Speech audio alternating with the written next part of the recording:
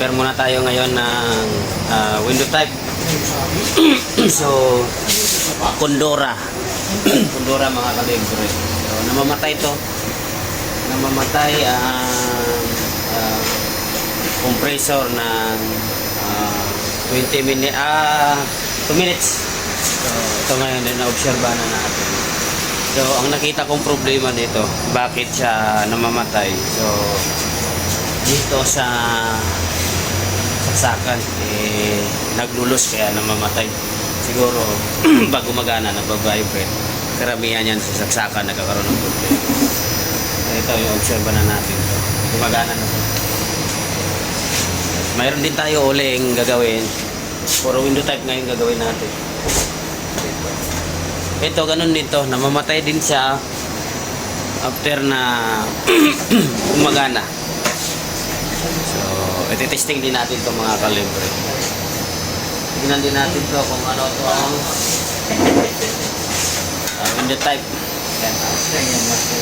So, patay muna natin to. So, i-off muna natin to para yun ang ipapalit natin. Yan, natin. So, ayun. So, inisimulan na yung pagpintura ng ating training center at repair training. Ayan.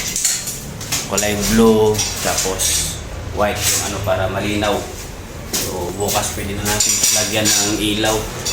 Tabang na yung mga wire. So ayan, malapit na matapos. So ayan. So ayos. Dito ang repair area. Ayan, paikot. Repair. Tapos dito naman yung testingan natin. Testing naman tayo ng isang window type inverter din. So yung isa kanina tinesting natin to. Ito naman testing natin. Ito.